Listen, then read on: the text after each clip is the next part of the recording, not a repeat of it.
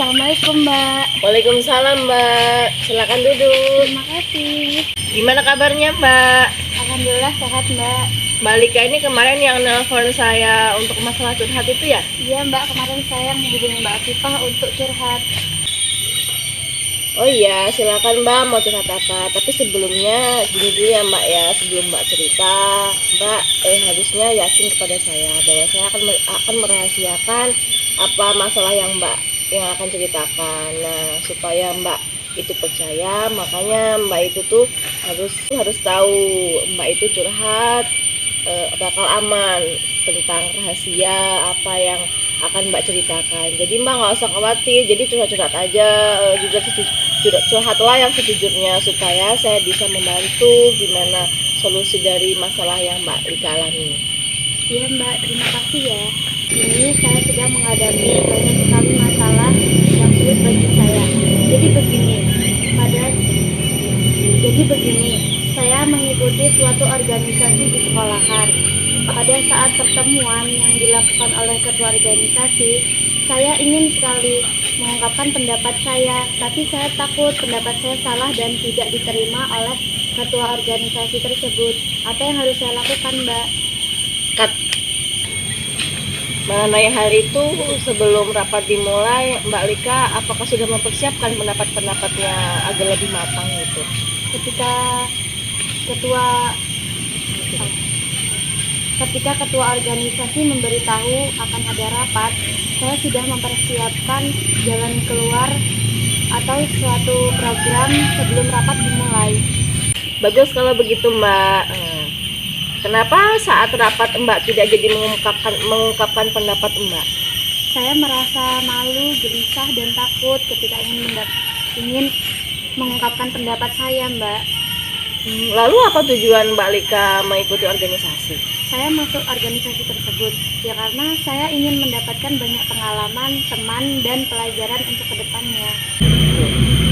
Baiklah, bagaimana dengan langkah awal? Mulailah dari keluarga, teman, atau kerabat terdekat. Jikalau ada perkumpulan keluarga atau mau Mbak Lika utarakanlah, jangan malu-malu. Itu kan berawal dari keluarga. Nanti lambat laun, lama kelamaan Mbak Lika kan akan terbiasa. Jadi Mbak Lika berani untuk mengungkapkan pendapat di suatu organisasi di sekolah. Jika saya salah bicara, bagaimana? Pendapat saya salah dan berakibat tidak baik, bagaimana? Loh, setiap orang tuh pasti melakukan kesalahan, baik itu pendapatnya ataupun masukannya. Dan keputusannya juga itu tidak selalu berakhir dengan baik. Ada yang buruk, ada yang baik. Jadi masalah salah atau kurang tepat itu sudah biasa. Namanya juga belajar dan berproses gitu. Iya Mbak, saya akan mencoba langkah awal yang diberikan Mbak Afifah tadi. Ya, silakan mencoba ya. Saya ingin tahu bagaimana perkembangan Mbak Lika besok. Iya Mbak, besok saya akan kesini lagi. Ya sudah Mbak, saya pamit dulu. Assalamualaikum. Waalaikumsalam. Assalamualaikum Mbak. Waalaikumsalam. Oh Mbak Lika, silakan duduk Mbak. Terima kasih. Jadi gimana nih tentang perkembangannya yang kemarin? Udah dilaksanakan saran yang saya berikan? Iya Mbak, saya sudah melaksanakannya. Loh, terus gimana sekarang perasaan Mbak Lika? Apakah sudah membaik? Alhamdulillah sudah membaik Mbak, tapi saya belum berani berpendapat di depan umum. Kenapa? Mbak kan sudah mencobanya, tapi kenapa tetap malu? Iya, saya sudah mencobanya, tapi kalau di organisasi itu kan belum kenal, jadi masih malu. Oh ya emang gitu sih, tapi kalau Mbak nggak terus mencobanya, itu Mbak nggak akan bisa loh. Jadi apa yang harus saya lakukan Mbak untuk bisa percaya diri di depan umum? Mbak Lika ini sangat rajin, dimana Mbak Lika ini selalu mempersiapkan segala sesuatunya. Tapi Mbak Lika ini kurang percaya diri, makanya tidak berani untuk mengungkapkannya. Iya benar Mbak, saya sudah mempersiapkan segala sesuatunya dari awal, tapi emang sulit mengungkapkan di depan umum. Jadi saya harus bagaimana Mbak? Udah bagus sih kalau ada niat kayak gitu Mbak. Seharusnya Mbak Lika ini memulainya dari hal-hal kecil, seperti saat di kelas nih ada rapat, mau ketua kelas ataupun ada kelas meeting nih, kan diomongin sih lomba-lomba apa aja. Jadi Mbak Rika ini harus berani berpendapat agar Mbak Rika ini lama-kelamaan akan berani berpendapat di depan umum seperti organisasi ataupun sosialisasi lainnya begitu. Tanah. Benar, jika saya sudah mempersiapkan segala sesuatunya, pasti akan mudah. Iya Mbak, tapi sayangnya Mbak itu kurang percaya diri. Jadi Mbak itu nggak berani untuk mengungkapkan apa yang ingin Mbak utarakan. Contohnya nih Mbak akan mengutarakan ada ide di mana kelas meeting itu ya harus ada ide gini, lomba ini, lomba itu. Nah Mbak itu nggak berani, jadi kan pendapat dari Mbak kan nggak diutarakan. Akhirnya Mbak diam. Nah harusnya Mbak itu lebih berani untuk mengungkapkannya. Wajar sih Mbak kalau salah, kalau kurang tepat. Namanya kan berpendapat. Kalau orang sukses tuh berproses dulu Mbak, tidak instan begitu.